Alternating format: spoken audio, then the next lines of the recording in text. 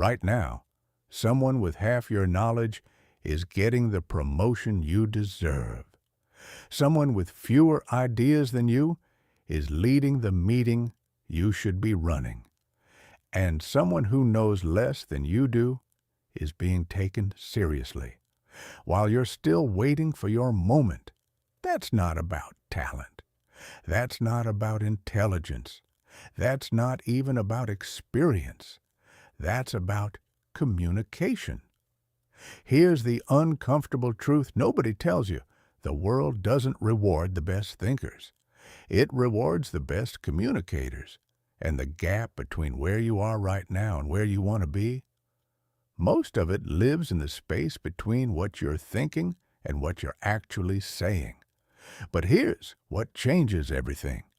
Articulate, confident communication is not a gift. It's not something you either have or you don't. It's a skill, a trainable, learnable, completely acquirable skill. And in the next hour, you're going to get a masterclass in exactly how to build it. We're not talking about memorizing fancy phrases or copying someone else's style. We're talking about rewiring the way you process, prepare, and deliver your thoughts so that every time you open your mouth, the person in front of you feels it. Every time you speak, you command the room without demanding it.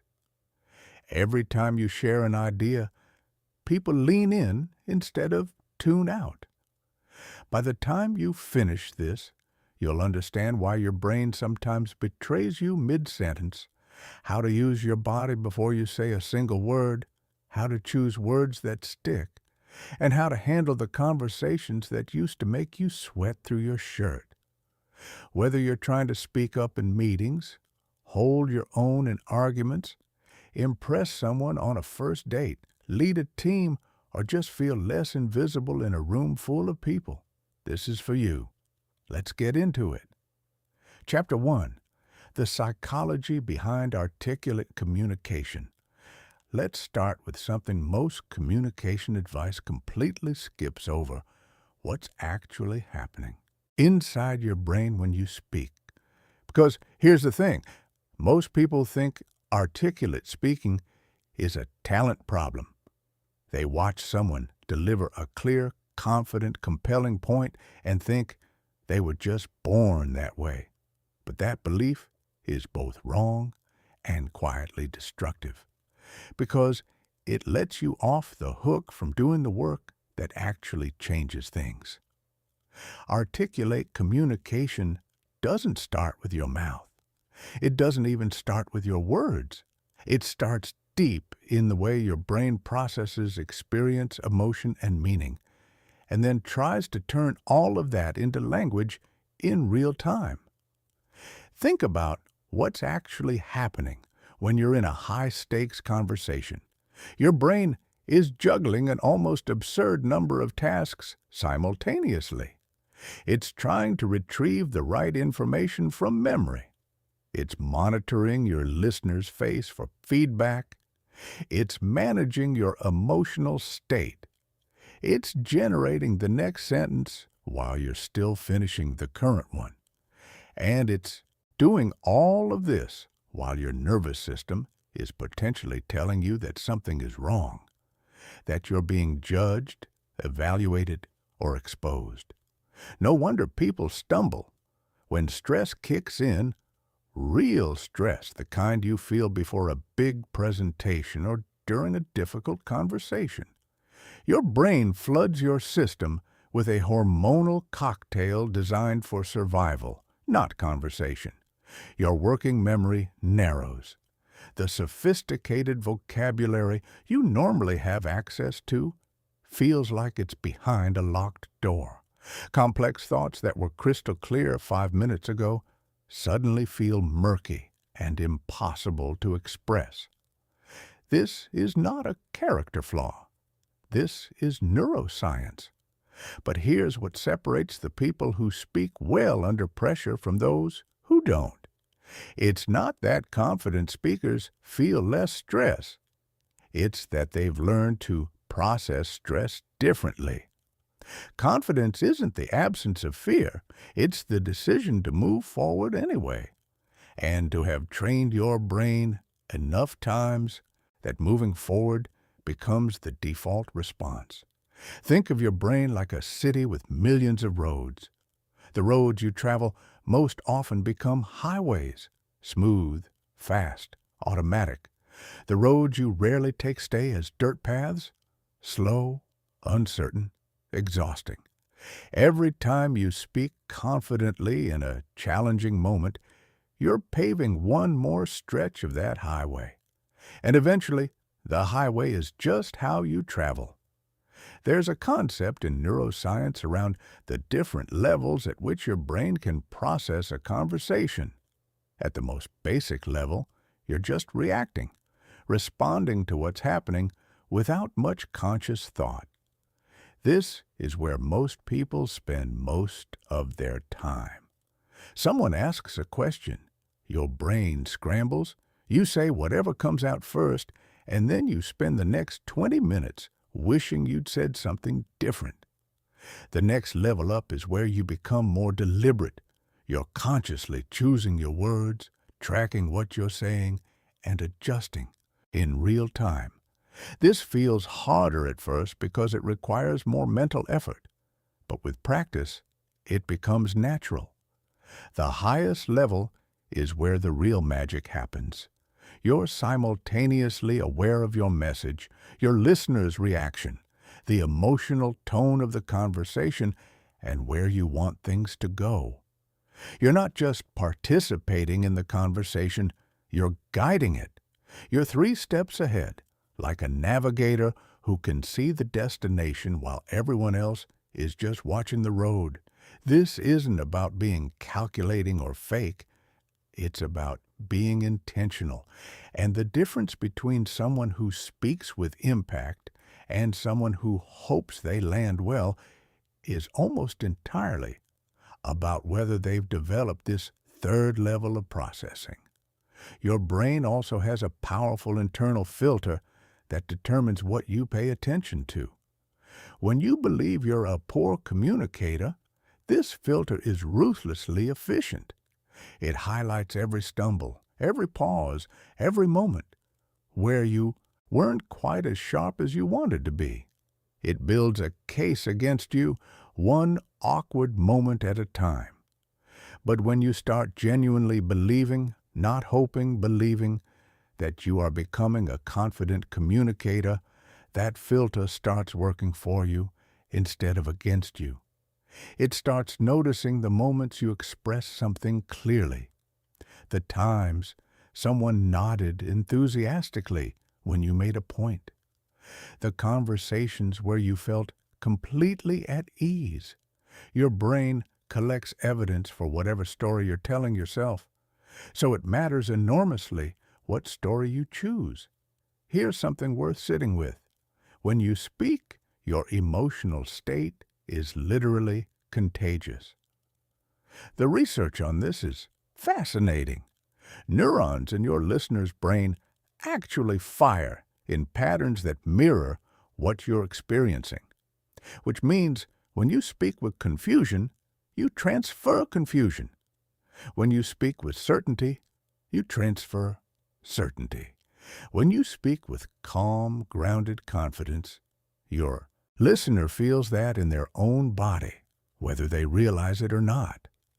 This is why preparation isn't just helpful, it's neurologically essential. When you know your content deeply, your brain isn't burning energy trying to generate ideas on the fly.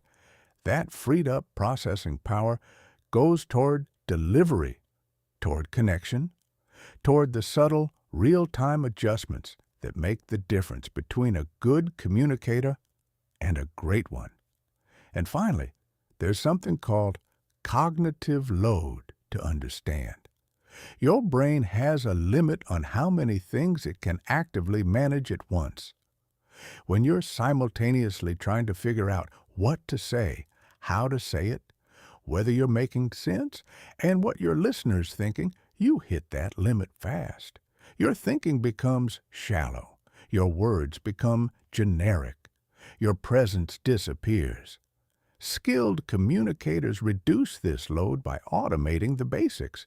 They develop standard phrases for transitions. They have practiced ways of explaining complex ideas.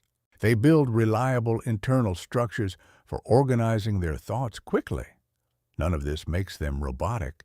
It frees them up to be more human, more present, and more responsive in the moment. The bottom line of this chapter is simple but important. Your brain is not your enemy, but it does need to be trained.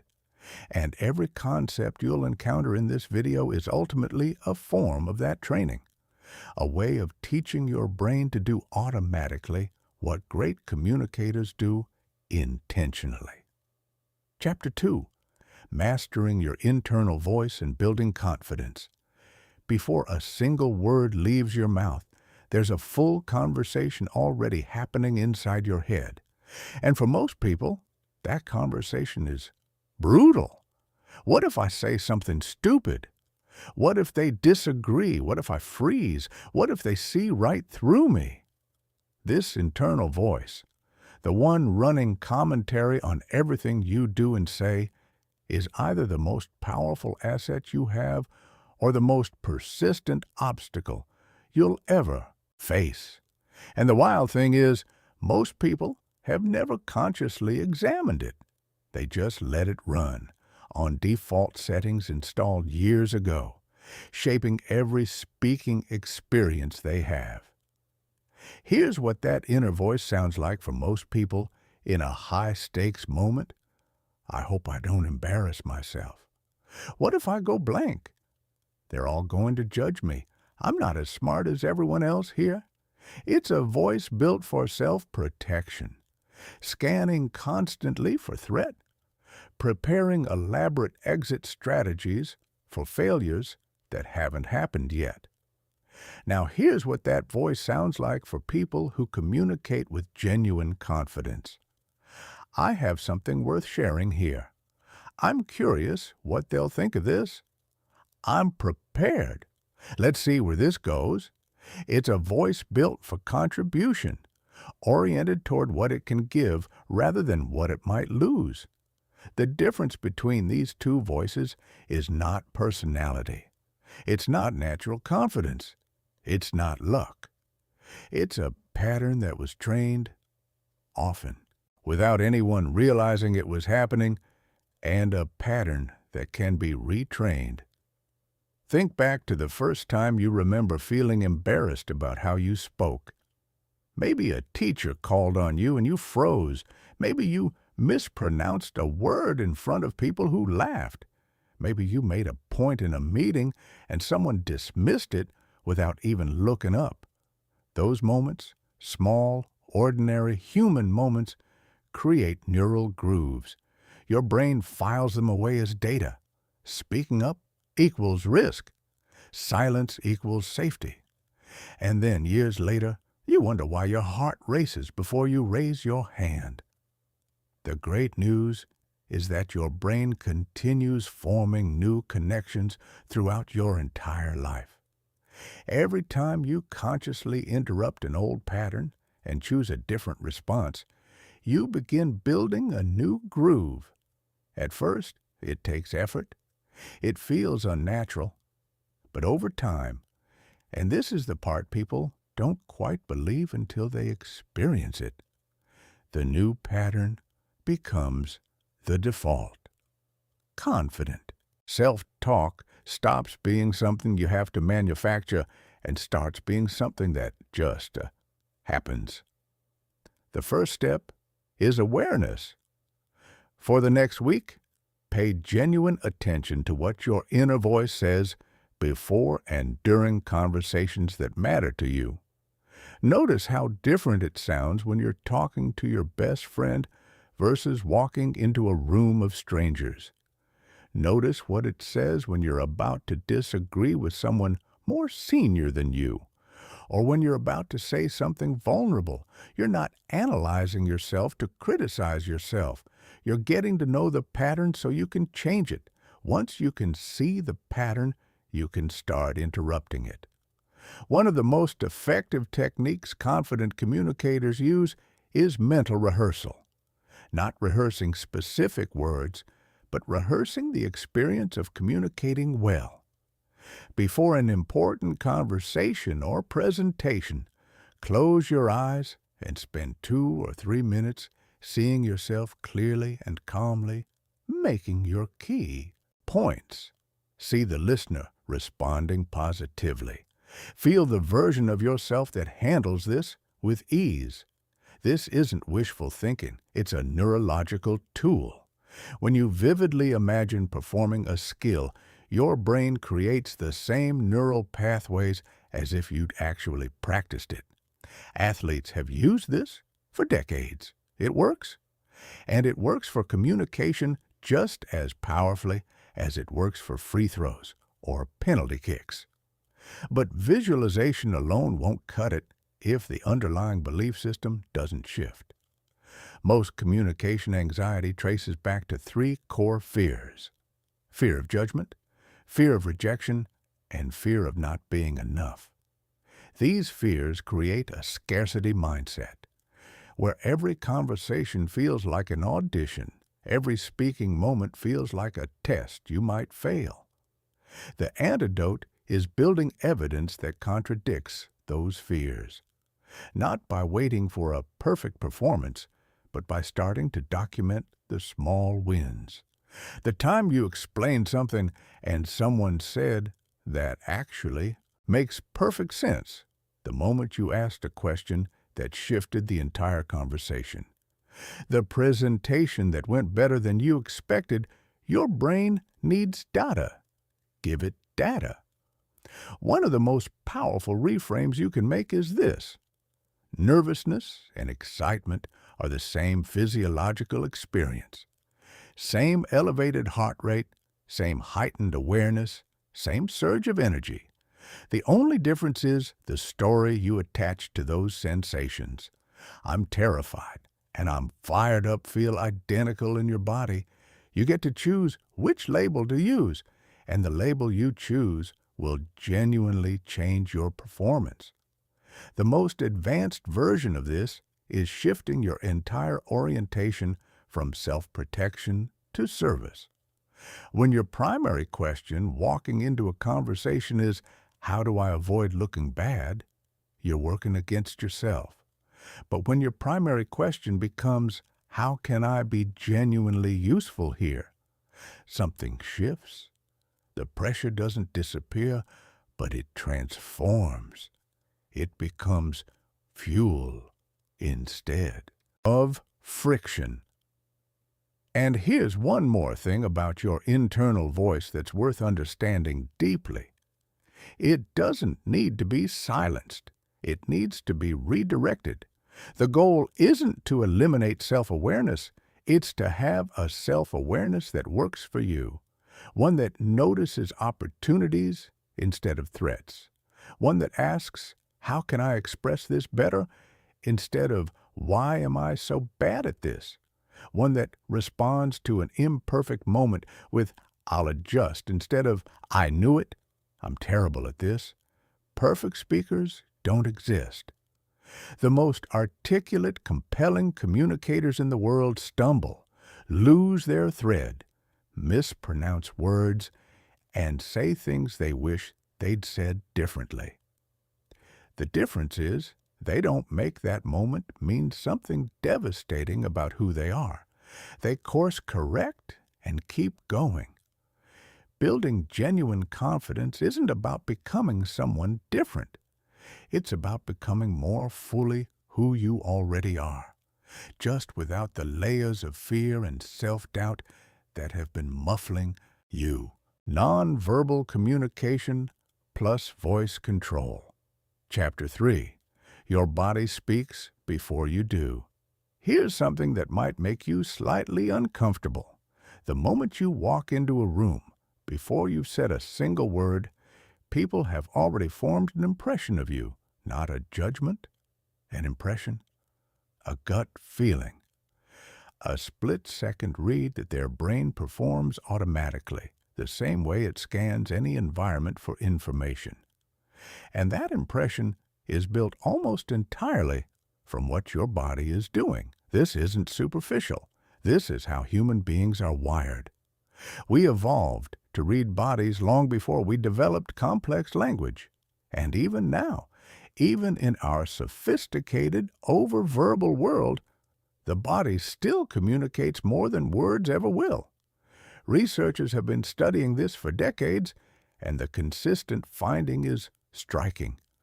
The how of communication, your posture, your gestures, your eye contact, your facial expressions, your vocal tone, carries far more weight than the what, which means you could have the most insightful, well-organized, genuinely valuable thing to say, and if your body is screaming, "I'm not sure I should be here," people will trust the body over the words every single time. So let's fix that. Start with your posture, because it changes you, not just how others see you. When you stand or sit with your chest open, your shoulders back, and your spine tall, you're not just performing confidence for an audience. You're sending signals to your own nervous system. Studies in psychophysiology consistently show that expansive, open body positions increase feelings of power and decrease stress hormones within just a couple of minutes. Your posture doesn't just reflect your internal state, it creates it. Think about how you hold your body when you feel completely at ease. Maybe it's sitting with a close friend or walking in a place you love or doing something you're genuinely good at. There's an openness to it, a kind of physical ease. Now think about how you hold yourself when you're anxious, shoulders forward, chest caved, making yourself smaller. That collapse isn't just a symptom of nervousness. It feeds the nervousness. It tells your brain, we're under threat. Stay small. Stay safe. The interrupt is simple. Choose a different posture before the feeling catches up. Stand tall before you feel confident. Open your chest before you feel ready. Your body will start sending different signals to your brain, and your brain, remarkably quickly, will start to respond. This isn't fake it till you make it. It's use your body to inform your mind, which is how the system actually works. Now let's talk about eye contact, because most people get this completely wrong. There are two failure modes with eye contact. The first is avoidance, darting eyes, looking at the floor, glancing just past someone's shoulder, never quite landing. This communicates anxiety, dishonesty, or disinterest, none of which reflect who you actually are. The second failure mode is overcorrection, the fixed, unblinking stare that people adopt when they've been told to make more eye contact, and then take it too literally. That's not connection. That's intimidation. Real eye contact is warm and steady. It says, I see you. I'm present. I'm not afraid to be seen either. In one-on-one conversation, aim to hold eye contact for about 3 to 5 seconds at a time, long enough to convey genuine attention, brief enough to feel natural. Look away occasionally the way you naturally would in any comfortable conversation. You're not performing a staring contest. You're creating connection. In group settings, the technique shifts. Instead of trying to sweep the room, which creates a weird mechanical scanning effect, land on one person for a complete thought, a full sentence or two, then move to someone else in a different part of the room. Each person gets a moment of genuine attention, and the entire room starts to feel like you're talking to them, not at them. The quality of your eye contact changes completely when it comes from a place of genuine interest. When you're actually curious about the person in front of you, when you actually want to know how they're receiving what you're saying. Your eyes naturally soften and focus in a way that no technique can fully manufacture. So the deeper work here is cultivating real presence, which we'll come back to in the chapter on charisma. Your facial expressions need to tell the same story as your words. This sounds obvious, but it's something people violate constantly without realizing it. Nervous speakers often develop a default expression, usually a tight, slightly forced smile or a blank, controlled neutrality, and they hold it regardless of what they're saying. The result is a disconnect that listeners feel even if they can't name it. Something feels off. The words say one thing, the face says another. Let your face participate in your communication. When you're making a serious point, look serious. When you're sharing something genuinely exciting, let that show. When you're asking a real question, let your face hold real curiosity. These aren't performances, they're permissions. Permission to be a full human being in the conversation, rather than a managed, controlled version of yourself. Gestures, the difference between power and noise. Nervous energy has to go somewhere, and for most people, it ends up in their hands. The pen that keeps clicking, the ring that keeps spinning, the hands that keep moving in small, repetitive, anxious patterns that communicate one thing clearly. I am not comfortable right now. Purposeful gestures do the opposite. When you use your hands to illustrate scale, spreading them wide for a big concept, bringing them close together for a specific detail, you add a visual layer to your words. When you use a deliberate open palm gesture to invite someone into a discussion, you communicate openness and confidence simultaneously. When you pause and still your hands completely at a key moment, that stillness draws attention and creates emphasis. The size of your gestures should match your environment. Intimate one-on-one conversation calls for smaller, subtler movement. A presentation to a large group needs gestures that can be read from the back of the room. Matching your physical scale to your context is a form of social intelligence. It shows you're paying attention to where you are and who you're with. One practical note: if you don't know what to do with your hands, rest them comfortably at your sides or lightly together in front of you. This neutral position looks calm and natural.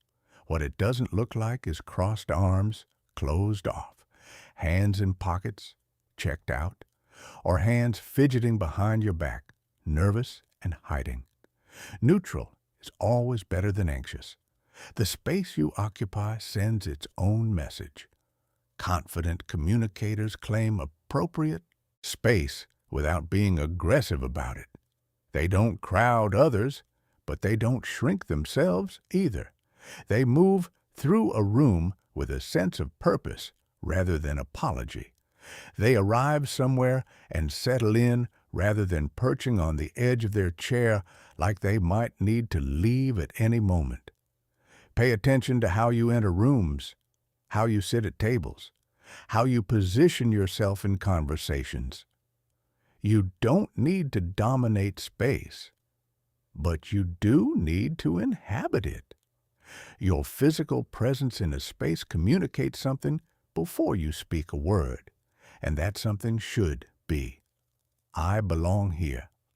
Chapter 4, Voice Control and Speaking Rhythm. If your body is the instrument, your voice is the music. And here's a truth that's both humbling and exciting. Most people are using only a fraction of their vocal potential, not because they lack the equipment. Your voice is capable of extraordinary range and power, but because they've never been taught to use it deliberately. They speak the way they've always spoken, with the habits and patterns that developed without intention, and they wonder why their voice sometimes fails to carry the weight of what they're trying to say. Your voice can be trained, every element of it, and the return on that investment is enormous because how you sound is inseparable from how your message lands. It starts with breath, and most people are doing this wrong. When you're nervous or rushed, breathing tends to become shallow and chest-based, short inhales, limited air supply, and the result is a voice that sounds thin, strained, and uncertain, especially toward the end of longer sentences when you run out of air and start rushing to finish the thought. Deep, diaphragmatic breathing changes all of this. When you breathe from your belly, really expanding your diaphragm with each inhale, you give your voice the steady air support it needs to stay full and strong throughout everything you say. You stop running out of steam mid-thought. Your voice stops trailing off at the ends of sentences, which is one of the subtle ways confidence leaks out of communication. A simple way to practice this: place one hand on your chest and one on your stomach. Breathe in slowly.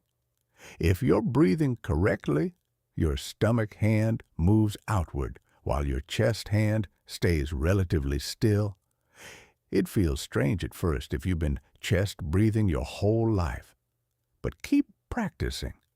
This single physical change will improve your voice more than almost anything else. Resonance gives your voice depth and presence. Sound originates in your vocal cords, but it gains its richness by resonating in the spaces above them, your chest, your throat, the bones of your face. When these resonating chambers are open and relaxed, your voice has a fullness that naturally commands attention. When they're tight, which happens when you're nervous or holding tension, your voice sounds flat, pinched, and small. One of the best exercises for developing resonance is humming. Close your mouth and hum a comfortable note. Feel where the vibration lives, in your chest, in your throat, in your face. Now open your mouth and try to carry that same vibrating, connected quality into your speaking voice. It feels different from your everyday voice, probably richer and more grounded. That's what resonance feels like from the inside. Many people unconsciously tighten their throat when they feel anxious. This is the body's stress response creating tension in the very apparatus you need to stay open. Learning to recognize that throat tension and consciously release it, even mid-conversation, is a real skill that pays off every time you use it. Pitch variation is what keeps people listening. Here's a simple but important fact about human attention. The brain stops processing information that doesn't change. A steady, unchanging stimulus gets filed away as background noise. This is why a voice that stays at the same pitch throughout a conversation and what we call a monotone causes listeners to drift. Not because they're rude, because their brains are doing exactly what brains are designed to do. Strategic pitch variation solves this. When you lower your pitch on an important point, it creates a sense of authority and finality. When you raise your pitch slightly when introducing something new or asking a genuine question, it signals engagement and curiosity. These shifts don't need to be dramatic. They need to be intentional. One pattern to eliminate specifically: uptalk. This is the habit of letting your voice rise at the end of statements as if every sentence is a question. It's one of the most effective ways to accidentally undermine your own credibility, because it makes everything sound uncertain, as if you're seeking approval for your own ideas. Lower your pitch at the end of declarative sentences. Make a statement sound like a statement. Pace is about respect for your ideas and for your listener. Nervous speakers rush. It's one of the most universal symptoms of communication anxiety. The urge to get through it as quickly as possible, to dump the words out before something goes wrong, to fill every microsecond of silence because silence feels like failure. But when you rush, you do two things that work against you. First, you make it harder for your listener to process what you're saying, especially when the content is complex or nuanced. They're still digesting point 2 while you're already on point 5, and soon they've lost the thread entirely. Second, you signal loudly and clearly that you're uncomfortable. Rushing sounds like discomfort. Slowing down sounds like confidence. Here's a reframe that might help. Pauses are not empty space. Pauses are punctuation. A well-placed pause before a key point says to your listener, "Pay attention, this matters." A pause after an important idea gives them room to actually absorb it. A pause in the middle of a complex explanation signals that you trust the silence. And people who trust silence are people who trust themselves. Different content genuinely does require different pacing. Explaining something complex, slow down and breathe between ideas. Building excitement or momentum in a story.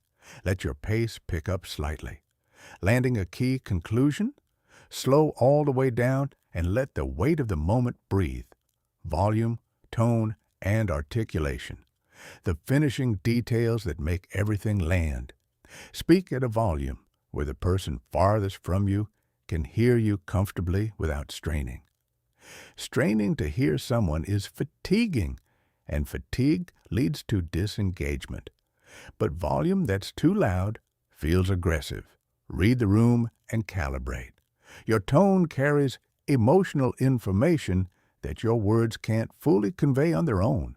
That's interesting, can express genuine curiosity, polite dismissal, or thinly veiled sarcasm, all depending entirely on tone. Skilled communicators choose their tone as deliberately as their words. They ask, "What do I actually want the person to feel right now?" And then they let their voice carry that intention. Articulation, the clarity with which you form and deliver words, determines how easily your listener can decode your message. Mumbling, swallowing the ends of words, running syllables together.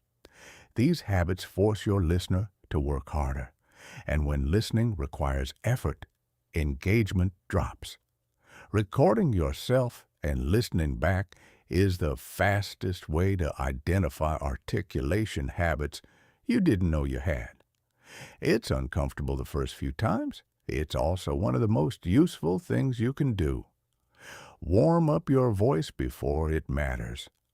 Athletes don't walk straight from the locker room to peak performance. They warm up. They prepare their bodies for the demands ahead.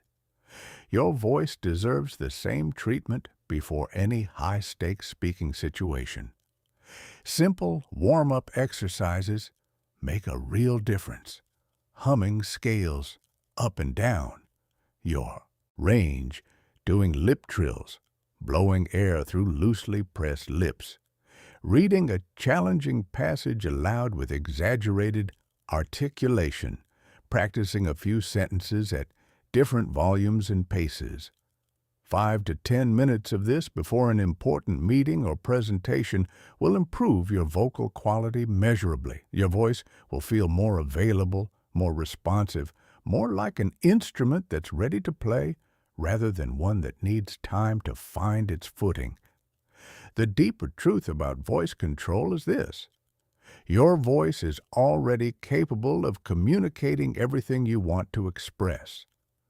The work isn't adding something new. It's removing the habits tensions, and patterns that are getting in the way of the voice you already have. Word choice plus active listening. Chapter 5. Advanced Vocabulary and the Art of Word Choice. Let's get something out of the way immediately, because there's a myth about vocabulary that quietly holds a lot of people back. Being articulate has nothing to do with using big words. Nothing. Not even a little. In fact, some of the most articulate people you'll ever encounter are the ones who can take something genuinely complex and explain it in language so clear, so precise, so perfectly chosen that it lands instantly. No confusion, no translation required, no moment where the listener has to work to keep up. Just immediate, clean understanding. That's the goal. Not impressive vocabulary, precise vocabulary. Here's the distinction that changes everything. There's a gap between the words you recognize when you encounter them and the words you actually reach for when you speak. Most people recognize tens of thousands of words but actively use a fraction of them. And that gap between your recognition vocabulary and your working vocabulary represents untapped communicative power that's already inside you, just waiting to be accessed. Closing that gap isn't about memorizing the dictionary. It's about developing a richer, more responsive toolkit of words for the situations that actually matter in your life. The conversations you have at work, the relationships you're trying to build, the ideas you're trying to share, the moments where you know exactly what you mean, but somehow the words coming out of your mouth don't quite capture it. That frustration, that I know what I mean, I just can't find the words, is one of the most common and most fixable communication problems there is. Start with precision, not complexity. The most powerful word in any sentence is the most accurate one. Not the longest, not the most sophisticated. The most accurate. When you reach for a word that captures exactly what you mean, your listener doesn't have to do any interpretive work. They don't have to guess what you're getting at or fill in gaps you've left open. The meaning travels from your mind to theirs cleanly, completely, without distortion. Think about the difference between saying, "I was a bit concerned about how the meeting went," versus "I was unsettled by it." Or between "the project had some issues" versus "the project stalled in 3 specific areas." The second versions aren't more complex. They're more precise. And that precision communicates something beyond the content. It communicates that you've actually thought about what you're saying. That you're not just generating words in the general direction of an idea. People trust precise language. They trust it because precision requires clarity of thought. And clarity of thought is rare and valuable. Eliminate the words that drain your power. Before you add anything to your vocabulary, remove what's weakening it. And there's a specific category of language that does more damage than most people realize. Vague qualifiers and unnecessary fillers. Like, sort of, kind of. I think maybe, it might be possible that these phrases don't just make you sound uncertain. They actually train your brain toward imprecise thinking. When you habitually reach for vague language, you build a habit of vague thought. The words and the thinking reinforce each other in a loop, and over time, the loop gets faster and more automatic. The cure isn't to become aggressive or overconfident. It's to practice committing to what you actually mean.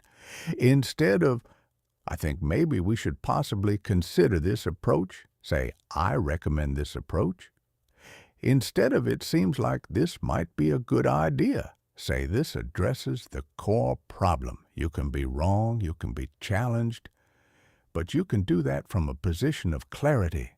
which is infinitely more effective than preemptively hedging everything you say.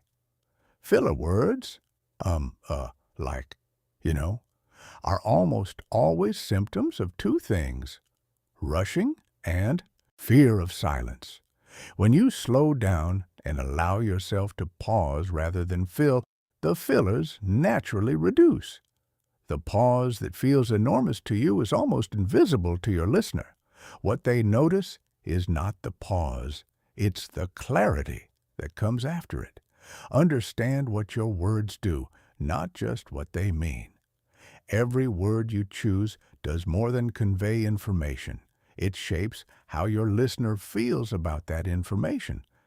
This is the difference between denotation and connotation, and mastering it gives you a level of communicative precision that most people never develop. Take two words that refer to the same quality: stubborn and persistent. Same behavior, completely different emotional framing. Stubborn carries frustration and closed-mindedness. Persistent carries admiration and strength. When you call yourself persistent in the face of a challenge versus stubborn about a decision, you're framing the same trait in completely different ways.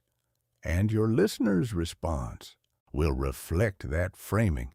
This isn't manipulation, it's awareness. It's understanding that language isn't neutral and choosing your words with that awareness active. When you call something a challenge instead of a problem, you're not pretending it's easier than it is. You're framing it as something that can be overcome rather than something to be dreaded. When you describe feedback as useful input rather than criticism, you open people to actually hearing it rather than defending against it. The most skilled communicators think about this in real time. They ask, "What do I want my listener to feel about this?" And they choose words that point in that direction. Use metaphors and analogies to make the invisible visible. Abstract ideas are hard to hold. Numbers are easy to list, but hard to feel. Complex systems are easy to describe technically and impossible to truly understand from a technical description alone. Metaphors and analogies bridge this gap. They take something unfamiliar and map it onto something your listener already understands. And in doing so, they don't just explain an idea, they illuminate it. They make it not just comprehensible, but actually memorable. Think about the difference between saying our team lacks coordination versus we're like musicians who are all technically skilled but playing in different keys. The individual performance is there, the harmony isn't. The first version states a problem, the second version helps you see it, feel it, and intuitively understand what kind of solution it points toward. Good metaphors don't just clarify, they carry the weight of explanation so your listener doesn't have to do as much interpretive work. They create a shared image that both of you can refer back to. They make your thinking stick in a way that plain description often doesn't. Developing a rich repertoire of metaphors and analogies requires reading widely, paying attention to how excellent communicators in your field explain things, and actively looking for connections between different domains of experience. The more diverse your reference pool, the more flexibly you can reach for the right comparison at the right moment. Adjust your register without losing your voice. Register is the level of formality in your language, and skilled communicators shift it fluidly depending on context without losing their authentic voice in the process. The same idea might be expressed one way in a casual conversation with a colleague, another way in a formal presentation to senior leadership, and a third way in a written report. This isn't being fake. It's being contextually intelligent. Just as you naturally adjust your volume based on the noise level in a room, you adjust your language based on the social and professional context you're in. The key is that your voice, your perspective, your personality, your way of seeing things, stays consistent even as your register shifts. You can be more formal without becoming robotic. You can be more casual without losing clarity. The goal is always to choose the level of formality that makes your message most accessible to the specific person you're talking to in this specific moment. Build your vocabulary deliberately, not randomly. Set a sustainable practice, one genuinely useful new word per day, with a commitment to actually use it in conversation within 48 hours. Not an obscure word that will make you sound like you swallowed a thesaurus. A precise, useful word that gives you a better tool for expressing something you already think about. Keep a vocabulary journal. When you encounter a word that captures something you've been struggling to articulate, write it down. Note the context. Practice using it. Study excellent communicators in your field, their speeches, their writing, their interviews, and pay attention not just to what they say, but to how they say it. What words do they reach for? What phrases carry unusual precision or emotional resonance? The return on this investment compounds. Every precise word you add to your working vocabulary makes you slightly more capable of expressing what you actually mean. And over time, slightly is everything. Chapter 6. Active listening as your most underrated speaking tool. Here's a counterintuitive idea that most people resist the first time they hear it. The single most powerful thing you can do to become a better speaker is to become a better listener. Not because listening is a nice thing to do, not because it makes people like you more, though it does, but because listening is where you get the intelligence you need to say exactly the right thing at exactly the right moment. Think about what actually happens in most conversations. While the other person is talking, most people are doing one of three things: planning what they're going to say next, judging what they're hearing, or waiting for a pause so they can speak. None of these are listening. They're all forms of being preoccupied with yourself while someone else is talking, and the result is conversations that feel shallow, responses that don't quite land, missed opportunities to connect, to influence, to genuinely help or be helped, all because you were too busy preparing your next move to notice what was actually being communicated. Active listening is something different. It's an intentional, focused, strategic engagement with everything someone is saying. Not just the words, but the emotion behind the words, the needs beneath the emotion, and the gaps between what's being said and what's actually meant. The three layers of what people communicate. The first layer is the literal content, the actual words and their surface meaning. This is where most people stop. But stop there and you miss most of what's being communicated. The second layer is the emotional content, how the speaker feels about what they're saying and how they feel in relation to you. Someone who says, "I think we should consider other options," might be expressing uncertainty or disagreement or fear or a need for more information. The words are the same in every case. The meaning is completely different.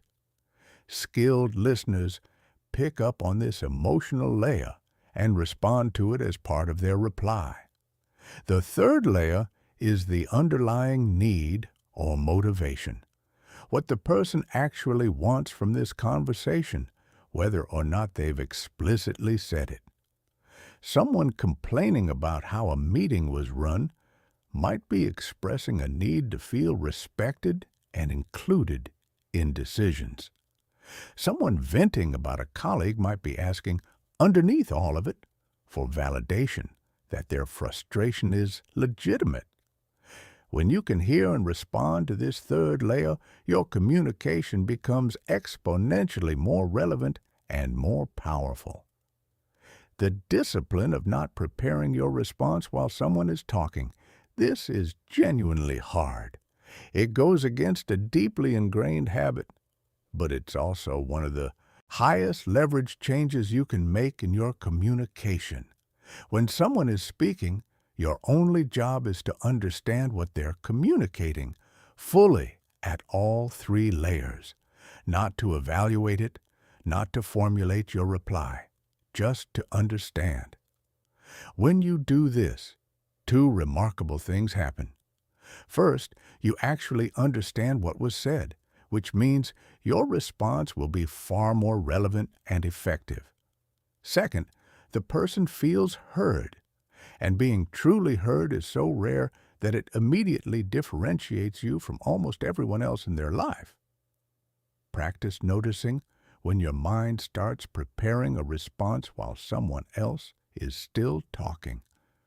When you notice it, gently redirect your attention back to them. This is a mental discipline, like bringing your attention back to your breath in meditation. It takes practice. It gets easier. And the payoff is enormous. Reflecting back what you've heard, the technique that builds instant trust.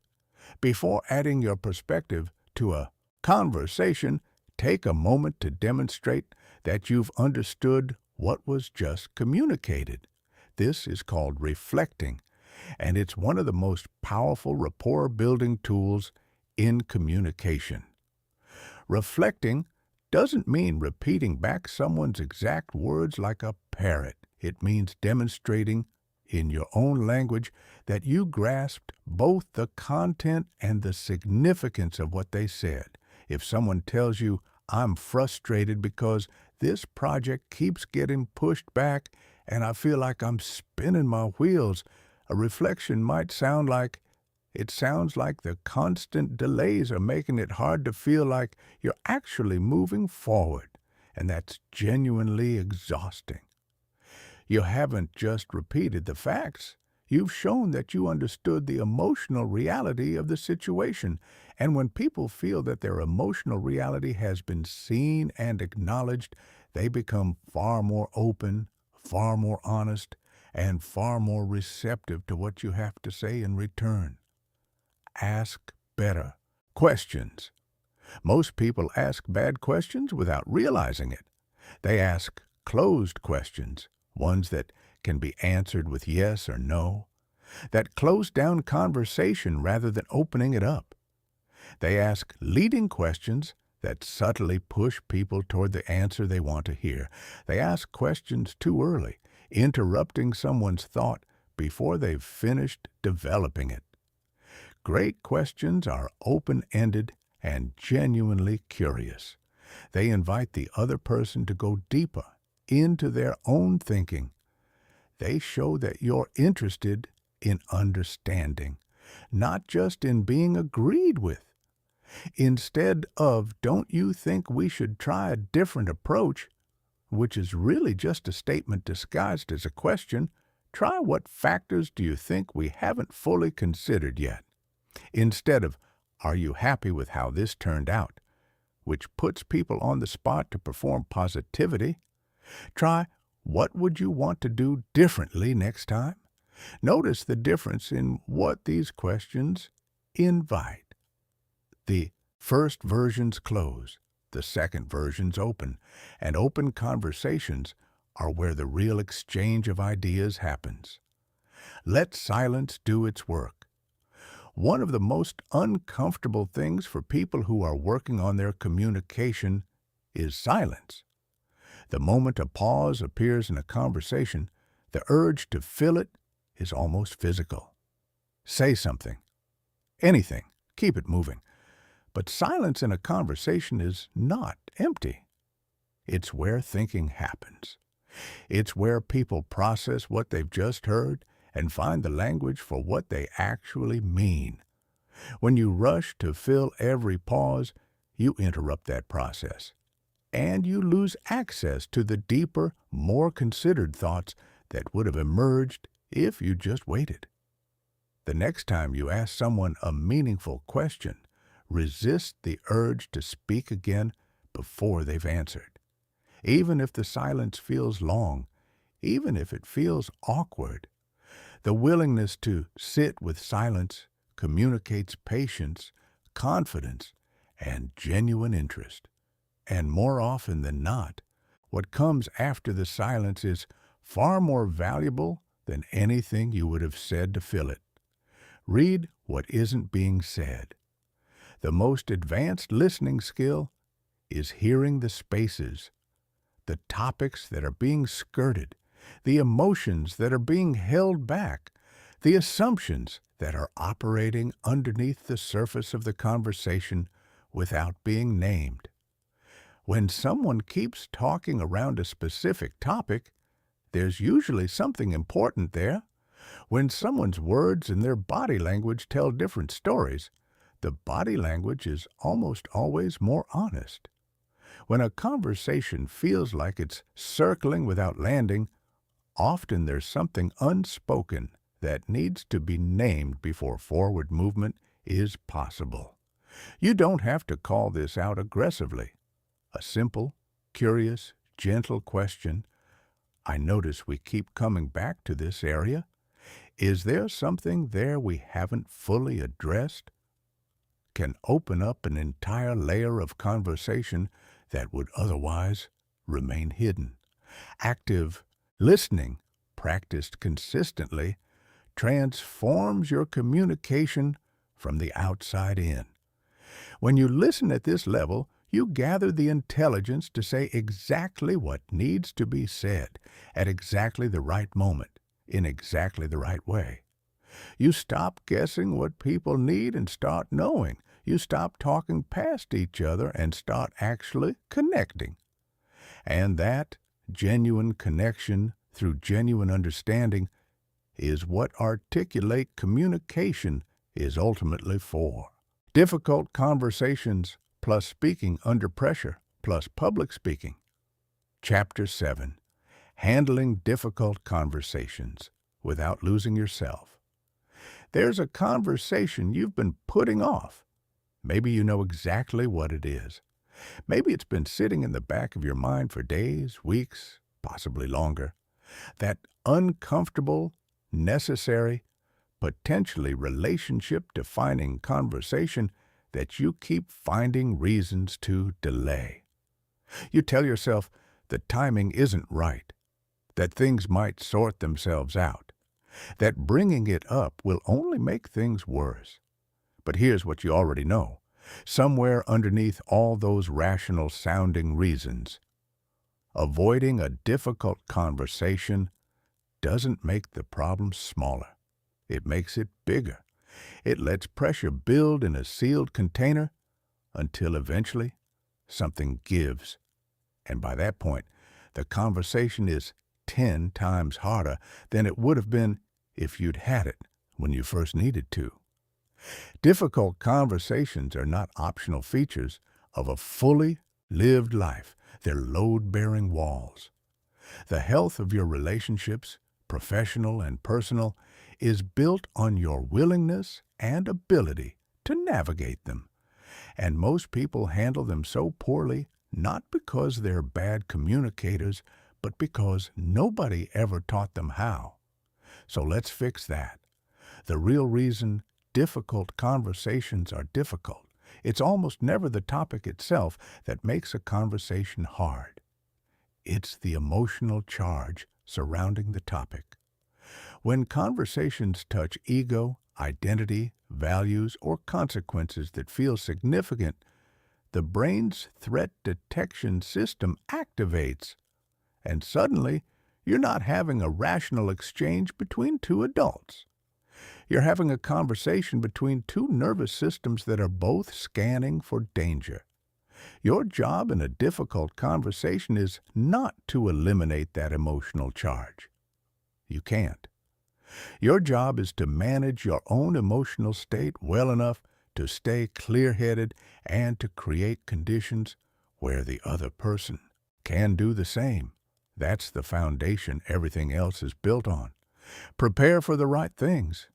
Most people prepare for difficult conversations by rehearsing their arguments and anticipating rebuttals. They build a case. They practice their points. They prepare for battle. This almost always produces terrible outcomes because it frames the conversation as a contest before it even begins. And contests produce winners and losers, not solutions. Prepare differently.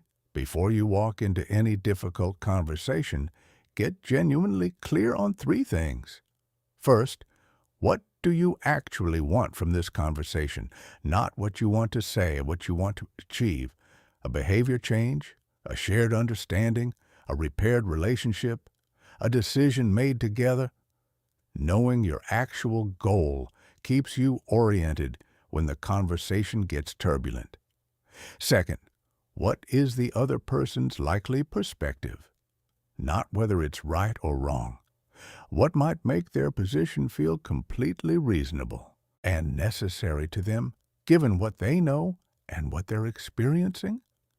This kind of empathetic preparation doesn't require agreeing with them. It requires approaching the conversation with curiosity rather than judgment, which changes everything about how you show up. Third, what language will you use? Specifically, how will you express your experience without making sweeping claims about the other person's intentions or character? The language that opens versus the language that closes. The single biggest linguistic shift you can make in difficult conversations is moving from you statements to I statements. This isn't just communication therapy jargon. It's neurologically smart. You always do this triggers defensiveness instantly. The word always is an accusation, and the brain responds to accusations the same way it responds to physical threat. Walls go up. Rational thinking goes down. The conversation is over before it started. I felt blindsided when the plan changed. Without discussion is a completely different experience for the listener. It's honest, it's specific, and it doesn't require them to accept a character indictment in order to engage with your concern. They can acknowledge your experience without having to agree that they're a terrible person. The structure is simple.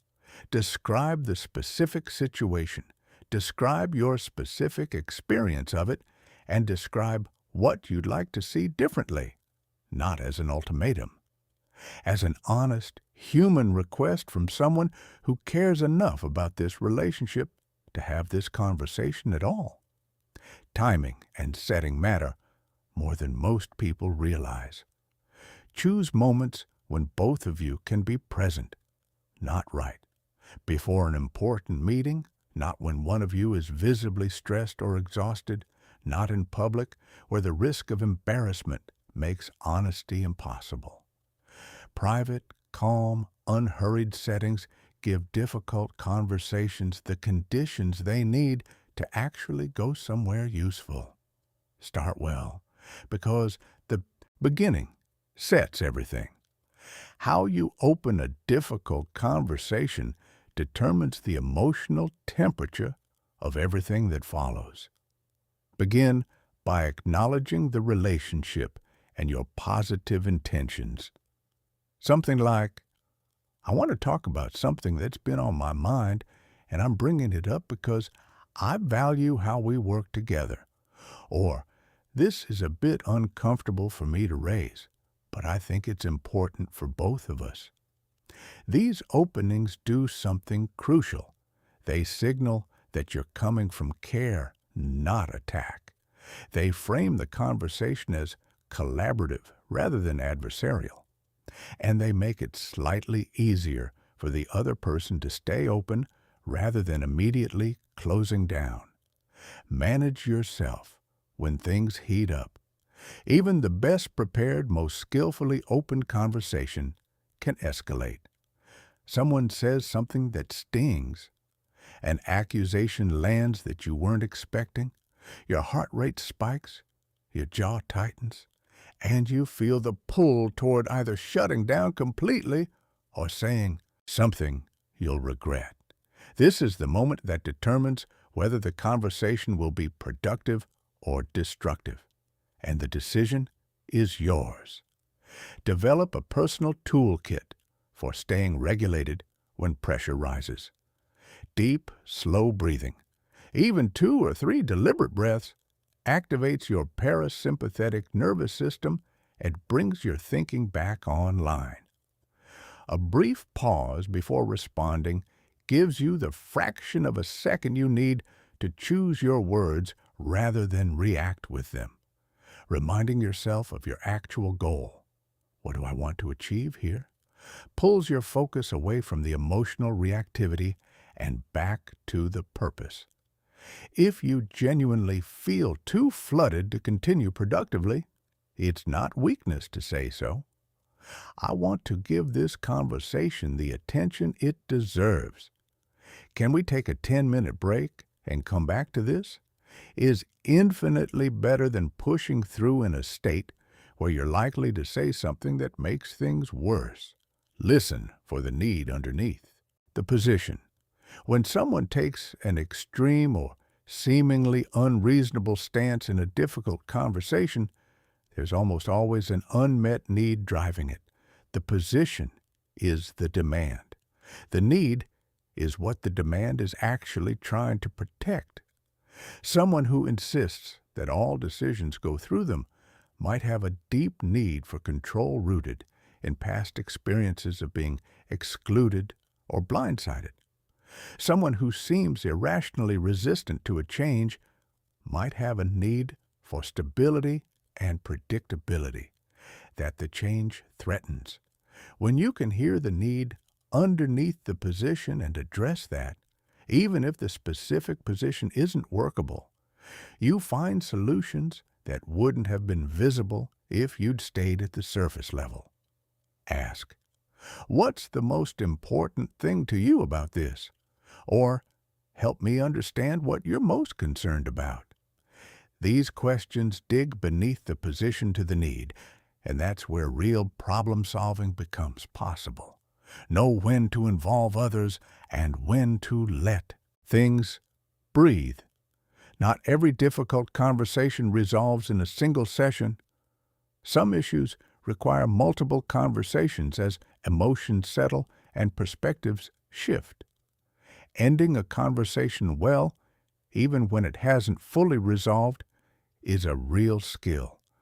I don't think we're going to solve this right now, but I'm glad we started talking about it. Can we pick this up again soon? Preserves the relationship and keeps the door open without forcing a premature resolution that doesn't hold. And sometimes the most strategic thing you can do is bring in a neutral third party, a mediator, a trusted colleague, someone with relevant expertise, not because you've failed, but because some conversations genuinely benefit from a different kind of support. Recognizing that isn't weakness, it's wisdom. Chapter 8. Speaking under pressure without falling apart. High-stakes moments reveal who you are as a communicator, not because pressure creates character flaw, but because it removes the cushion of comfort and forces your actual default patterns to the surface. And here's the thing about pressure. It's not going anywhere. If you want to do anything meaningful with your life, if you want to lead, to persuade, to create, to advocate for things you believe in, you will regularly find yourself in situations where the stakes feel high and all eyes are on you. So the question isn't how to eliminate pressure. The question is how to perform well inside it. Reframe the physical experience of pressure. When high stakes activate your nervous system, your body responds in ways that feel like they're working against you. Heart rate climbs, awareness sharpens, energy surges, and your brain interprets all of this through whichever lens it's been trained to use. If that lens is threat, you experience those sensations as fear. Your thinking narrows. Your access to language shrinks. You become focused on survival rather than performance. If that lens is readiness, you experience those same sensations as preparation. Your body is doing exactly what it should be doing, giving you the heightened state of alertness that peak performance requires. The sensations are identical. The interpretation is everything, and the interpretation can be changed. Before your next high-pressure speaking situation, try this. Instead of, "I'm so nervous," consciously choose, "I'm ready." Not as a denial of the physical experience, but as a deliberate reframing of what it means. Your brain will follow the label you give it far more readily than most people realize. Breathe your way back to calm. When your nervous system spikes, your breath is the fastest direct line back to regulation. Specifically, a slow exhale that's longer than your inhale signals to your brain that there's no immediate threat and that calm, focused thinking is appropriate. Try this before any high-pressure moment. Inhale slowly for 4 counts. Hold briefly for 7. Exhale completely for 8. Repeat 4 times. This pattern, sometimes called the 4-7-8 technique, shifts your nervous system from reactive to responsive with remarkable speed. It's not magic, it's physiology, and it works. Prepare for flexibility, not perfection. One of the most common mistakes people make when preparing for high-pressure speaking situations is memorizing a script, word for word. Every transition, every sentence, every pause. This seems like thorough preparation. It's actually the opposite of it, because it creates a single point of failure, the moment the script doesn't match what's happening in reality. When someone asks an unexpected question or the conversation takes an unplanned turn or your mind goes blank at the critical moment, the memorized script offers no flexibility. And inflexibility under pressure is where performance collapses. Prepare differently. Know your key points so thoroughly that you can explain them 10 different ways, using different examples, different analogies, different entry points. Practice speaking about your content conversationally, to a friend, to a mirror, into a voice recorder, not reciting it formally. Build such deep familiarity with your material that you can navigate any unexpected detour and still find your way back to what matters. This kind of preparation creates confidence that memorization never can, because it's rooted in genuine understanding rather than recall. Use visualization as serious preparation. Before any important speaking situation, spend 5 minutes in detailed mental rehearsal. See yourself walking into the room, not nervously but with quiet confidence. See yourself making eye contact, finding your voice, making your key points clearly. See the audience responding. See yourself handling a difficult question with composure. See yourself finishing strong. Include challenges in your visualization and see yourself navigating them successfully. This is important. Not just imagining a perfect performance, but imagining yourself recovering well from imperfection. That's what real confidence looks like. The neural pathways created during vivid visualization are genuine. They make the experience feel less unfamiliar when it arrives. They give your brain a reference point for what success looks and feels like in this specific situation. Shift focus from yourself to your audience. The deepest source of speaking anxiety is self-focus.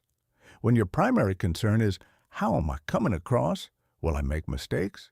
What do they think of me? You're trapped in a loop that feeds itself.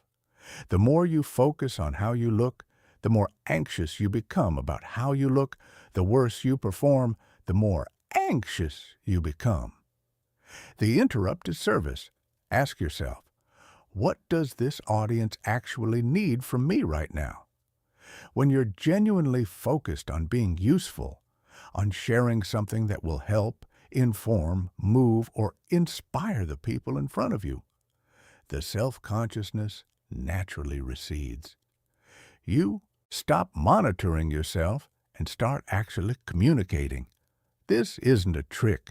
It's a genuine reorientation of purpose, and it's one of the most reliable paths to confident performance under pressure that exists. Chapter 9. Mastering Public Speaking and Presentations. Everything you've built, your internal voice, your body language, your vocal control, your word choice, your listening skills, your ability to stay calm under pressure, all of it converges in the moment you stand up and speak to a group. Public speaking is the full expression of your communication development, and for a lot of people, it's also the thing they fear most. So let's demystify it completely. The audience is not your judge. They're your guest. The most fundamental shift in public speaking mindset is this. Your audience didn't come to evaluate you. They came because they want something. Information, inspiration, clarity, perspective, entertainment. They want you to be good. They're rooting for you. They're hoping you'll give them something worth having. When you walk to the front of a room feeling like you're about to be judged, everything about your delivery tightens. When you walk to the front feeling like you're about to give something valuable to people who want it, everything opens up. Same room, same audience, completely different experience. Know your audience before you build your content. Before you write a single word of your presentation, spend real time answering these questions. What does this audience already know about my topic? What do they actually need to know? What concerns or reservations might they bring? What would make this genuinely valuable for them? Not just interesting, but useful? When you can answer these questions clearly, your content stops being a collection of things you want to say and becomes a carefully considered response to what your audience actually needs. That shift from self-expression to service is what separates presentations people remember from presentations people endure. Open with something that earns attention immediately. The weakest possible opening is the most common one. Good morning, my name is, and today I'm going to talk about. This wastes the most valuable real estate in your entire presentation. The first 30 seconds when attention is highest and impressions are forming fastest. Instead, open with something that creates immediate engagement, a question that makes people think, a statement that surprises them, a brief, vivid scene that pulls them in, a statistic so striking it reframes how they see the topic. Whatever you choose, make it earn the room's attention rather than assuming you already have it. For example, instead of today, I'm going to talk about communication skills. Try. In the next 40 minutes, you're going to walk out of here with 3 specific tools that will change how people respond to you. In meetings, in negotiations, in every conversation that matters. Now, they have a reason to stay with you. Structure your content around 3 to 5 key ideas, maximum. Human working memory has real limits. When you try to cover 12 points in 40 minutes, none of them land with the depth they need to actually stick. Choose your most important ideas. 3 is often ideal, 5 is the outer limit, and develop each one with evidence, with examples, with stories that make abstract ideas concrete. Each key point should follow a consistent rhythm. State it clearly, support it with evidence or reasoning, illustrate it with a specific example, and connect it explicitly to why it matters for this specific audience. This rhythm creates a kind of cognitive comfort for your listener. They always know where they are in your thinking, and they can follow you without effort. Tell stories, but keep them purposeful. Stories are the most powerful delivery mechanism for ideas that exist. Not because they're entertaining, though they often are, but because they create emotional experience. And emotional experience is what memory hooks onto. Facts inform the mind. Stories move the whole person. The best stories for presentations are specific rather than general, brief rather than sprawling, and unmistakably connected to the point they're illustrating. Personal stories, especially ones that show a moment of failure, confusion, or growth, build the kind of human connection that makes an audience trust you and stay with you. Practice your key stories out loud until they flow without feeling rehearsed. The goal is for them to feel alive in the telling, as if you're remembering something vivid rather than executing a script. Close with conviction, not apology. Your closing is your last chance to leave an impression, and too many speakers waste it. Well, that's all I have. Any questions? Is the verbal equivalent of shuffling out of the room. It signals uncertainty and undersells everything that came before it. Close with clear purpose. Briefly restate your key points. Connect them to the specific value they offer your audience. End with a call to action, a challenge, a question worth sitting with. Something that gives your audience a clear next step or a new way of thinking that they carry out of the room with them. Land your final sentence and then stop. Don't qualify it. Don't undercut it with nervous filler. Say it, mean it, and let it breathe. Charisma, plus emotional intelligence, plus networking, plus personal action plan. Chapter 10. Building Charisma and Magnetic Presence. Let's talk about the thing everyone wants, but nobody quite knows how to ask for. Charisma. You've felt it. You've walked into a room and encountered someone who has it, and you couldn't fully explain why they were so compelling. They weren't necessarily the best-looking person there. They weren't necessarily the most accomplished, but something about them pulled your attention. Something made you want to keep talking to them, to be around them, to hear what they had to say next. And here's what most people believe about charisma incorrectly, that it's innate, that you either have it or you don't, that it's some mysterious quality distributed unevenly at birth to a lucky few while the rest of us watch from the sidelines. That belief is completely wrong, and it's worth getting rid of immediately, because charisma is a set of learnable, practicable, developable communication behaviors, specific things that specific people do that create specific responses in the people around them. And once you understand what those things are, you can build them. Charisma begins with presence, and presence is rarer than you think. We live in a world of fractured attention. Everyone is simultaneously somewhere else, thinking about the next thing, half listening while composing a response in their head, physically present but mentally elsewhere.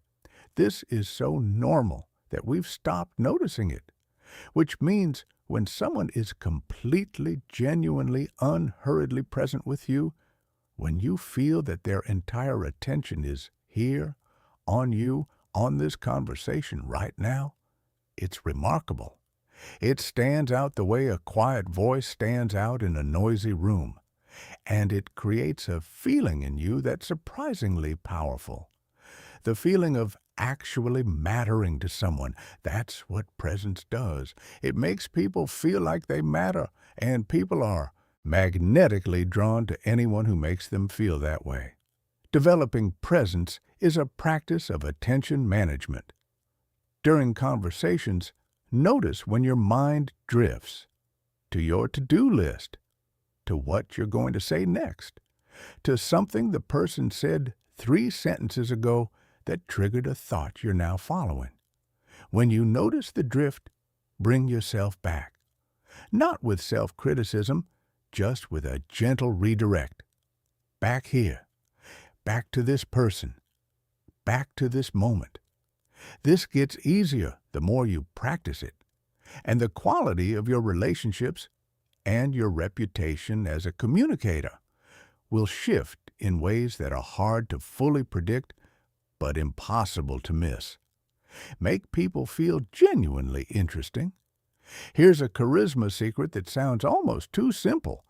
The most magnetic people in any room are usually the ones who are most genuinely curious about the people around them. Not performing curiosity. Not asking questions because they've read that asking questions is a charisma technique. Actually wanting to know. Actually finding people interesting. Actually leaning into the specific, particular, unrepeatable experience of the person in front of them. This requires asking better questions than most people ask. Instead of, "What do you do?" which invites a rehearsed answer that neither person is particularly excited about, try, "What are you most focused on right now?" Instead of, "How was your weekend?" which invites a reflexive "Good, thanks, yours." Try, "What was the best part?" Or did anything unexpected happen? These questions signal something important. You're not just going through social motions. You actually want to know. And people respond to that signal deeply because it's so much rarer than they expect. Follow up on what people say with questions that go one level deeper. If someone mentions they're working on a challenging project, don't move on. Ask what makes it challenging. If someone lights up when they talk about something, notice that and ask more. The willingness to go deeper communicates genuine interest in a way that no technique can substitute for. Validate without flattering. There's a meaningful difference between genuine validation and hollow flattery, and people feel it immediately, even if they can't articulate it. Hollow flattery is generic. "Wow, that's amazing. You're so smart." It slides off because it could apply to anyone and everything. It doesn't require the other person to have said or done anything specific. It's just a social lubricant. Genuine validation is specific. The way you handled that situation with the client, staying calm when things escalated, and finding a solution that worked for everyone, that takes real skill. It requires that you actually paid attention. It demonstrates that you saw something real. And because it's specific, it lands. The habit of noticing and naming specific things people do well, not constantly, not performatively, but authentically, when you genuinely see something worth acknowledging, is one of the most powerful relationship-building practices there is. It costs nothing. It means everything. Storytelling as a charisma tool, the vulnerability angle. Charismatic people share stories about themselves, but not in the way insecure people share stories about themselves. Insecure storytelling is subtly self-promotional. It's designed to impress, to establish status, to make the teller look good. People sense this orientation immediately, and it creates distance rather than connection. Charismatic storytelling often goes the other direction. It shares moments of confusion, failure, uncertainty, or growth. It says, "I'm a human being who has struggled and learned and continues to figure things out." And that honesty creates connection in a way that no highlight reel ever can. When you share a story about a time you got something wrong and what it taught you, people trust you more, not less. They see themselves in you, and people are drawn to those they can see themselves in. Energy management, showing up fully when it matters. Charisma requires energy, genuine presence, authentic curiosity, full attention. These are not passive states. They require something from you. And charismatic people understand that energy is a resource that needs to be managed, not just expended. This means being intentional about where you direct your best energy. It means protecting yourself from unnecessary depletion so that you have something real to bring to the moments that matter most. It means taking seriously the basics, sleep, movement, recovery, not as health platitudes, but as the literal foundation of your capacity to show up fully in your relationships and conversations. It also means arriving to important interactions prepared, not just with information, but with presence.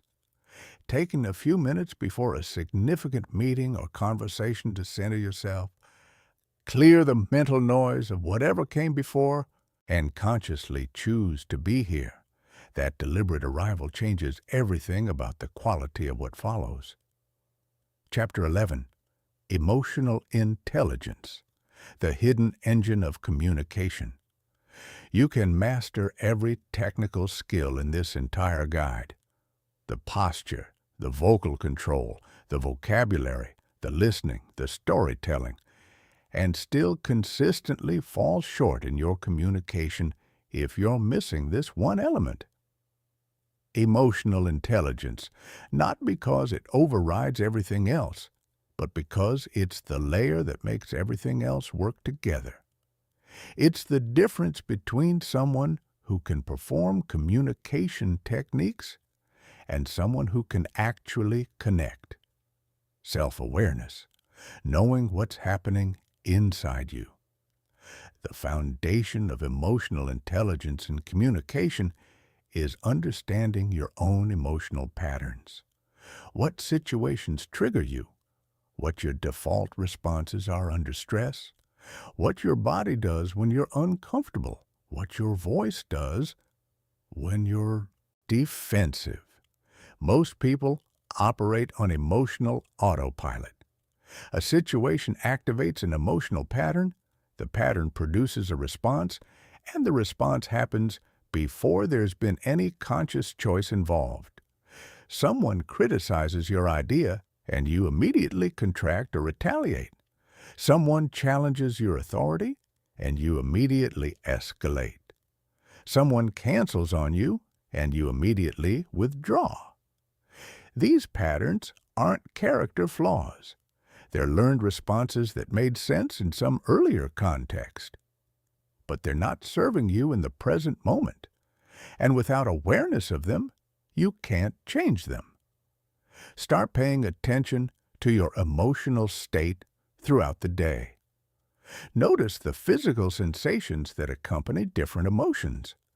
The chest tightness of anxiety, the heat of frustration, the lightness of genuine enthusiasm, the heaviness of discouragement. These physical signals arrive before you've consciously labeled the emotion, and once you learn to read them, you get a crucial head start on choosing your response rather than simply reacting. Self-management, choosing your response. Emotional self-management doesn't mean suppressing what you feel. It means acknowledging what you feel and then choosing how to express it, or whether to express it at all, based on what will actually serve the situation. When you feel strong emotion during a conversation, frustration, defensiveness, hurt, the pause before responding is everything. Even a single breath, even 2 seconds. In that pause, you move from reaction to response. You bring your prefrontal cortex back online. You regain access to the full range of your communication skills instead of being narrowed down to whatever your survival instinct is reaching for. Practice the pause. It is one of the highest leverage habits you can build. Social awareness, reading the room, and the person. People broadcast their emotional state constantly through their voice, their body, their word choices, the pace of their speech, the things they mention, and the things they avoid. Most people miss most of these signals because they're too focused on their own internal experience to pay close attention to what's happening in the person in front of them. Social awareness is the skill of genuinely attending to others, noticing when someone's energy has shifted, when their words and their body are telling different stories, when enthusiasm has quietly turned to resignation, when someone who said, "I'm fine," is clearly anything but. This kind of attunement doesn't require psychic ability. It requires attention and practice. Start by making it a habit to check in with yourself about the other person's emotional state at a few points during any important conversation, not analyzing them, just genuinely noticing. What are they feeling right now? How does their energy compare to how they started? What might they need from this conversation that they haven't explicitly asked for? Empathy, the bridge between understanding and connection. Empathy in communication isn't about agreeing with how someone feels or taking responsibility for their experience. It's about genuinely understanding their perspective from the inside, what it actually feels like to be them in this situation, and letting that understanding inform how you respond. When someone feels truly understood, not just heard but understood, the emotional temperature of the interaction changes. Defensiveness drops. Openness increases. The conversation becomes collaborative rather than adversarial. And all of this happens not because you said something clever, but because you took the time to genuinely see their experience from their point of view. Empathy can be expressed simply, "I can see why that would be frustrating," or "that sounds like a genuinely difficult position to be in," or just, "that makes complete sense." These aren't therapeutic scripts. They're honest acknowledgments of another person's reality. And their effect on the quality of communication is profound. Emotional contagion. Take responsibility for the climate you create. Here's something worth sitting with. Every interaction you have leaves an emotional residue. People feel something after talking with you, energized or drained, clearer or more confused, more confident or less so, more open or more closed. And that feeling shapes everything about how they experience you and how they'll engage with you in the future. You have more influence over this than you probably realize. Your emotional state is genuinely contagious, not metaphorically, but neurologically. When you bring calm, the people around you tend toward calm. When you bring anxiety, they feel it. When you bring genuine warmth and interest, they open up. When you bring distraction or judgment, they close down. This means you carry a kind of responsibility into every conversation. the responsibility to be aware of what you're bringing and to bring something worth catching. Chapter 12, Networking, Influence, and the Long Game of Relationships. Networking has a bad reputation, and it's mostly deserved, because most people do it in a way that feels transactional, hollow, and vaguely uncomfortable for everyone involved. The version of networking that actually works looks almost nothing like the version most people practice. It's not about working a room, collecting contacts, or saying the right things to the right people. It's about building genuine relationships over time. Relationships grounded in real interest, mutual respect, and authentic value exchange. And it starts with a single shift in orientation. From what can I get from this person to what can I genuinely offer here? Start with curiosity, not an agenda. When you approach a new conversation at a professional event, a social gathering, or any context where you don't know people well, the most powerful thing you can do is arrive with genuine curiosity rather than a prepared pitch. What is this person working on right now? What challenges are they navigating? What lights them up when they talk about it? What do they know that you don't? These questions, asked genuinely, not as a script, create conversations that are actually interesting for both people. And interesting conversations are the seeds of real relationships. Skip the generic openers. Instead of, "So what do you do?" which puts people in the position of summarizing themselves in a sentence. Try, "What's the most interesting thing you're working on right now?" Or, "What brought you here tonight?" These questions invite actual engagement and signal immediately that you're not just going through the social motions. Be genuinely helpful before it benefits you. The foundation of real networking influence is reciprocity, but not the transactional kind. Not "I'll do something for you so that you'll owe me something." The real version is simpler and more powerful. Consistently look for ways to be useful to the people you know without keeping score and without expecting immediate return. Share information that's relevant to someone's challenge. Make an introduction that could genuinely help someone. Follow up on something someone mentioned they were working through. Celebrate someone's win publicly. These gestures, small, genuine, freely given, build a reputation as someone worth knowing. And that reputation, accumulated over time, creates opportunities that no amount of strategic networking can manufacture. Follow up in a way that shows you were actually listening. Most networking dies in the follow-up, or rather, in the absence of it. People meet, have a genuinely good conversation, exchange contact information, and then nothing. The connection evaporates because no one took the next step. The follow-up that works isn't generic. It's specific. It references something real from the conversation you had. "It was great meeting you last week. I've been thinking about what you said about the shift you're seeing in your industry, and I came across this piece that seems relevant." Or, "I mentioned I'd send you that resource we talked about. Here it is."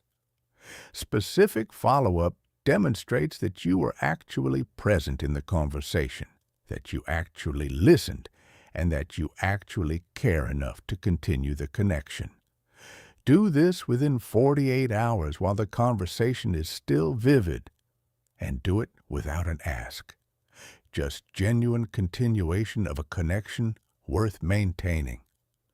Think in years, not transactions. The most valuable professional relationships in your life, the ones that open unexpected doors, that offer support during difficult transitions, that create opportunities you couldn't have planned. Almost none of them were the result of a single strategic interaction. They were built over years of consistent, genuine engagement. This long-game orientation changes how you show up in networking contexts. When you're not trying to get something from every interaction, you stop performing and start connecting. When you're thinking about a relationship over years rather than a single meeting, you invest differently, more generously, more patiently, more authentically. The people who are genuinely excellent at building networks aren't the ones working the room most aggressively. They're the ones who, over years of genuine interaction, have become known as people who care, who show up, who add value without keeping score, and who are therefore the first person anyone thinks of when an opportunity arises. Chapter 13. Your Personal Communication Action Plan. Everything in this guide is knowledge, and knowledge on its own changes nothing.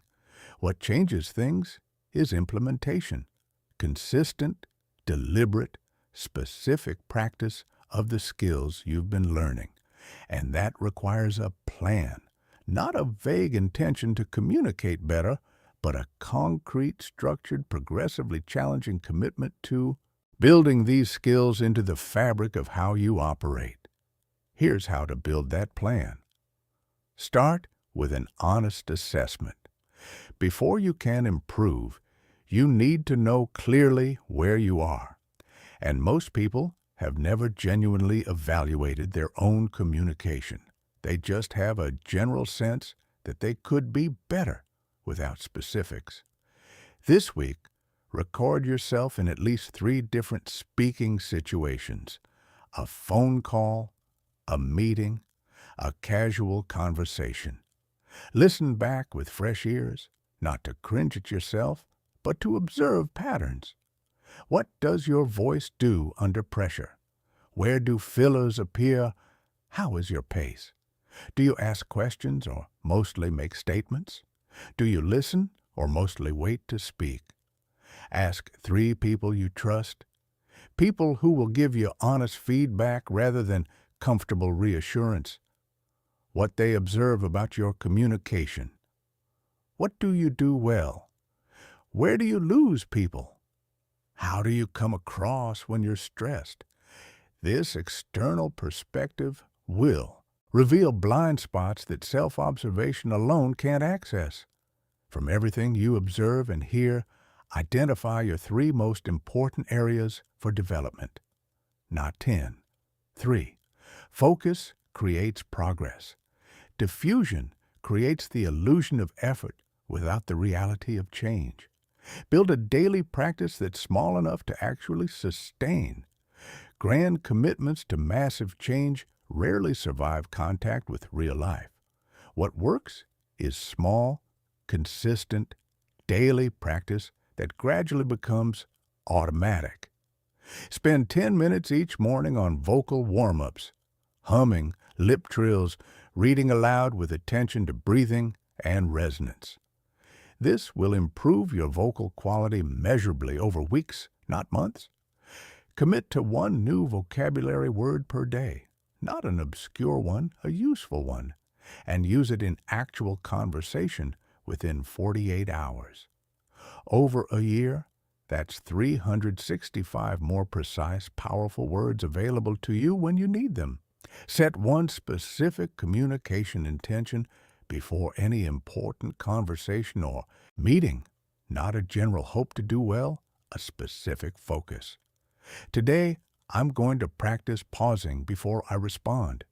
Today, I'm going to work on asking better questions. Today, I'm going to pay attention to my listeners' emotional cues. 1 thing at a time, practice deliberately, build skill far faster than trying to improve everything simultaneously.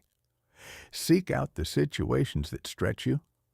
Comfort is the enemy of growth in communication development. The situations where you feel most nervous, most out of your depth, most at risk of imperfection, those are precisely the situations where the most learning happens. Volunteer to present at team meetings before you feel ready. Join a speaking group where you'll get regular structured feedback in a supportive environment. Have the difficult conversation you've been postponing. Introduce yourself to someone you find intimidating. These aren't punishments.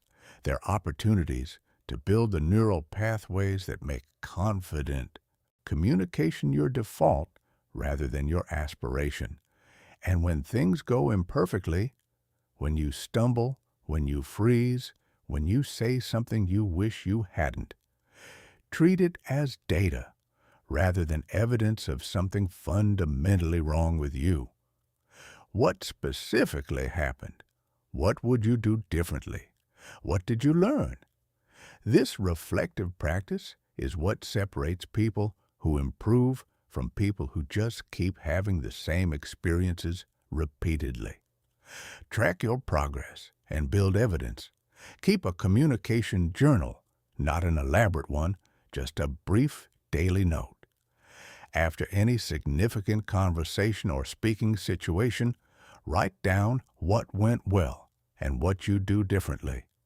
Over time, this journal becomes something invaluable, concrete evidence that you are improving, evidence that contradicts the voice that says you'll always be the way you are. Document your wins specifically.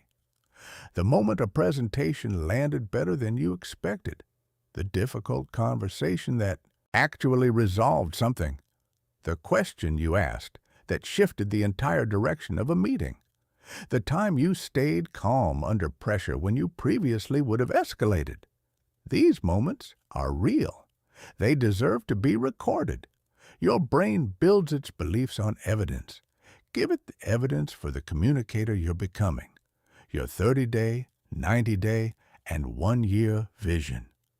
In the next 30 days, pick one skill from each major area: voice, body language, listening, word choice, and practice it daily with specific intention. Small improvements in each area compound into noticeable overall change within a month.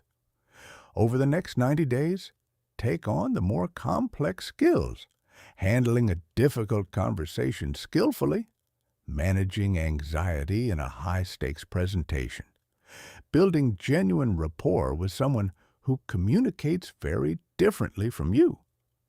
These require more time to develop, but create the kind of transformation that changes how people experience you. At 1 year, you won't be perfected, but you'll be genuinely, measurably different. The conversations that used to make you sweat will feel manageable. The presentations that used to fill you with dread will feel like opportunities. The relationships you've been wanting to build will have begun. And the voice inside your head, the one that used to scan for threat and prepare for failure, will have been gradually, consistently retrained to ask a different question. How can I be useful here? The final word. Here's what this entire guide comes down to. You already have something worth saying. You already have ideas, perspectives, experiences, and insights that other people need to hear. The question has never been whether you have something valuable to offer. It's whether you've developed the tools to offer it effectively. Those tools are learnable, every single one of them. The confident posture, the grounded voice, the precise word choice, the active listening, the ability to stay calm under pressure, the presence that makes people feel genuinely seen. None of these are reserved for a special category of naturally gifted communicators. They're built deliberately, consistently, imperfectly over time. The gap between where you are right now and where you want to be as a communicator is not a gap of talent. It's a gap of practice.